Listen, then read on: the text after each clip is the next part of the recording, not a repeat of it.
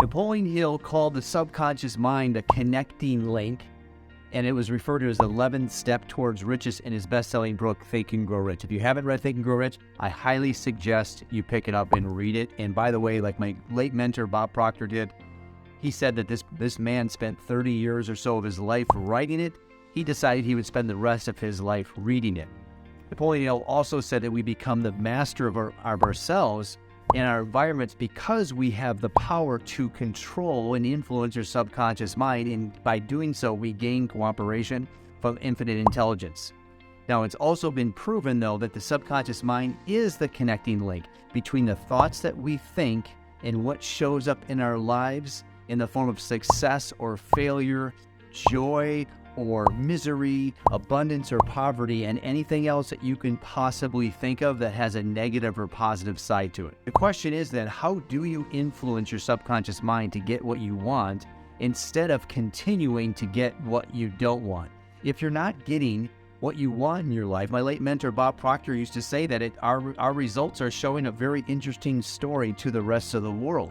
Look at your bank account balance. Look at your relationships. Look at anything. Observe that. If it's not ideal, then there's something going on with the subconscious that is not in the right way. We got to shift this for you. So if you want to get this, if you want to get the money, if you want to get the relationships, the business success, watch this video. I'm going to share with you the secret to shifting your subconscious mind in 5.5 steps in order to attract to you anything and everything that you could possibly want. My name is Kevin Yoder, mindset coach and creator of the Inner Game of Achievement. I help people improve their patterns of thought so that they can terminate those limiting beliefs, boost their confidence, and accomplish their most inspiring goals for life and business. Now, before I get into the 5.5 steps, it's important that you understand the relationship between the conscious mind and the subconscious mind, because it'll help with that education and not coming from a place of ignorance. It helps understand and then integrate what I'm about to share with you. So get your pen and paper ready, and I'm going to walk you through the steps here. So let's talk about the conscious mind. The conscious mind it's been called the force that governs our 5 physical senses. And why is that? Because as we take information in, what we smell, what we hear, what we taste, how we touch, and what we see, those are our 5 physical senses. Then we are then using our conscious mind that actually thinks and formulates ideas from those 5 senses. It's where you feel and reason with and how we conduct business. And you bring information into your mind through the 5 senses, and then we get to choose. The benefit of the conscious mind, which wasn't around in our first 7 years, we call those the formative years, is that now that we are adults after the age of 7, the conscious mind is here. We get to decide which of these ideas and thoughts that we want to entertain, and then filter what we allow to be impressed upon the subconscious mind. We get to decide that, and many people don't believe that we can, but we get to control what we become emotionally involved in. And then that conscious mind in this way, think of it like the watchman that stands at the gate to the subconscious mind. Now, the subconscious mind is your power center. Every single thought your conscious mind accepts and emotionalizes with repetition. That's super important. That's all outlined in Think and Grow Rich when he talks about the auto-suggestion process, as our mind is a fertile garden spot, and it only accepts ideas that are emotionalized and repeated. That's a super important part of the process, and I'll get to that in the framework in just a second. It must accept. It has no ability to reject, which is why the subconscious is also called the subjective mind, because it has no ability to decide.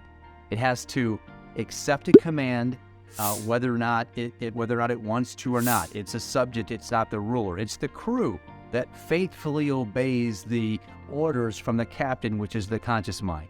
Now, here's the deal. I said this is the 5.5 steps to control your subconscious mind, to shift your subconscious mind. Ignorance of how the subconscious mind works has been proven to be the sole cause for failure or success in life and business. And I know it sounds like a powerful, bold statement. Work with me on this one. This is absolutely true. This is the reason why the father of American psychology, William James, said that the power to move the world is in your subconscious mind. And the reason for that statement, that very bold statement, and what I'm sharing with you today, is that it is one with God. It is one with infinite intelligence. Napoleon Hill spent 30 years of his life, over a quarter of a century, interviewing the most successful people who walked the planet. And they had these common things that they shared with each other. and some of them were the subconscious mind. Every one of them knew the secret here. Every one of them felt this divine connection. When we can harness the power of thought and filter it through the subconscious mind, we are tapped in to the infinite, God, spirit, whatever you want to call it. That's what he's talking about here. So we have to understand as well, people get confused with the subconscious mind and the brain. The brain is not the mind, and the mind is not the brain. The brain is an electronic switching station. The subconscious mind is more of movement. It's at a cellular level. It keeps our heart beating while we're sleeping. It keeps our lungs moving. So we don't think about these things. Subconscious mind is always at work. Okay, here are the 5.5 steps for shifting your subconscious mind. Number one, first and foremost, in order to even have a reason for shifting your subconscious mind, you have to have a reason for doing it. And we call that a goal, a big goal. I call them targets in my program. You have a target. So decide what you want. If you've never done this exercise before, sit down with a pad of paper and close your eyes and just sit there and just let the ideas flow in. The question at hand here is, what do I really want? Not what does my spouse want, not what do my kids want. Now, those are all important things. For this moment in time, ask yourself an important question you may never have asked before. What do I really want? What am I willing to spend, to trade my life for? Because that's what you're doing. When you set a big goal, now what are the definitions of a big goal? I'll give that really quick here. It is, number one, you've never done it before. Number two, it scares you and excites you simultaneously. Number three, you don't really know how to do it. It's so big and bold that you don't have all the answers lined up. Super critical. If these things are not in place, it's not big enough. So just challenge yourself with this one, okay? And number four is it causes growth in the process. So if this goal is so massive, so big, so exciting, so scary, and you don't know how to do it, then in order to have it, you have to grow in the process. So that's what you need to do. Then secondly, a part of number one is you make a committed decision. You commit to doing it no matter what. Are you willing? Are you able? It's time to go. And then cut off, a committed decision is to cut off any ties of retreat. The word decide is Latin. It means to cut away from, decadir, to cut away from any possibility of retreat. Don't leave one foot in the box of I'm going to do and one foot in the box of I'm not going to do. Make a committed decision and it's time to go. Now, number two, write out your goal on 4 index cards. And you start off with, I'll tell you this in a second, but you put these 4 cards, put one at home on a mirror, put one in your car, one in the office, maybe it's on your monitor, and then put one in your pocket. Okay, so you're gonna have these all around you everywhere you go. Number 3, record in a present positive state in affirmation. Present positive is I am, so this is a present positive as though it's already done. Positive, I am so happy and grateful now. So start your affirmation off this way. I am so happy and grateful now. Notice it didn't say I'm going to be, or I will be, or I think I might be. It's I am so happy and grateful now. Right across the top. Now insert your affirmation, such as I am driving, I am living, I am experiencing, I am loving, speaking, spending, whatever you can do. Now, I talked about recording it. There's an app called the Parrot, P-A-R-O-T. It's an app you can record it in there, and it's going to loop over and over again, okay? So what's step number 4 then? Once you've recorded your affirmation and you're able to loop it, listen to your recording 5 times a day. Now, by the way, Napoleon Hill also outlines in Think and Grow Rich that failure to reach the subconscious mind and get the desired results is not a failure in the process. It's a failure in the individual.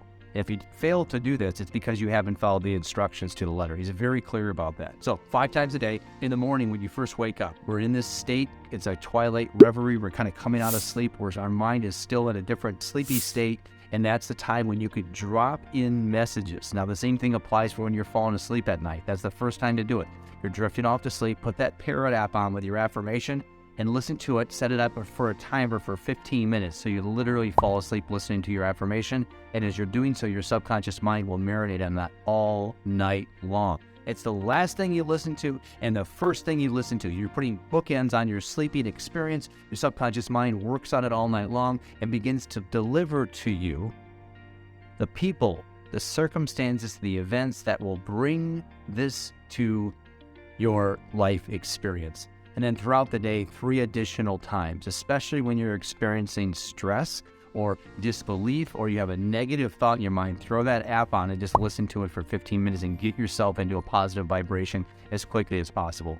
And then finally, look at your goal cards. This is number 5. Look at your goal cards daily. And then as you're doing so, as you see the goal card, don't just read those letters, those words unemotionally. He makes it very clear in the book as well that the subconscious mind can only be reached through repetition and through emotionalized words. You can't just say the word. This is probably the biggest reason why people fail to influence their subconscious mind and thereby fail to get what they want. But it's interesting that negative thoughts reach the subconscious mind faster and stronger because people are more emotional about negative thoughts. And that's why they're getting what they don't want, because the subconscious mind doesn't care. It doesn't distinguish between good, bad, right, wrong, up, down, left, right, hot or cold. It'll accept anything that you plant in it. So it has to be done with emotion and repetition. So imagine yourself as the person with the thing. Our subconscious mind cannot differentiate between reality and imagined reality. As we do this over and over again, this will be step 5.5, which would be the repetition part of this process. It's so important. Repeat this process. How long? Until the goal is achieved. Our obsessions become our possessions because our mind is a fertile garden spot. I'll repeat that again just in case you didn't hear that. What we obsess over eventually become our possessions. That the seeds have been planted in the fertile garden spot of our mind, as Napoleon Hill said over and over again in this book. And just because we can't see the plant coming through to the top of the surface of the garden doesn't mean it's not doing its thing down below. So you have to give it time, give it repetition, and use emotion, and you'll start to see little hints of your goal moving towards you. And sometimes they're just so small. Think of it this way. Think of it as God giving you like little breadcrumbs. Come on this way. Come on this way. And don't shove those off. Don't assume that this just because that you're looking to manifest $1 million because you get a $100 bill that your goal isn't happening. No, that's a sign. It's a sign that it's on its way to you. If you like what I shared in this video, and this is resonating with you, this is but a glimpse of what I share with my coaching clients. I teach my clients, mostly entrepreneurs all over the world, how to use their subconscious minds to attract money, success, abundance, and even the perfect career or mate with absolute ease using the same process I just shared with you, but I go a lot deeper. So if you want to learn about my program, click on the link below and schedule a breakthrough strategy session with me, and you'll learn about what you want. We'll learn about that together. I'll ask you questions. What is it you're looking to accomplish? And I'll discuss the program with you, and we'll see if it resonates and if it's a good fit for both of us. Happy manifesting, my friends. I look forward to seeing you soon.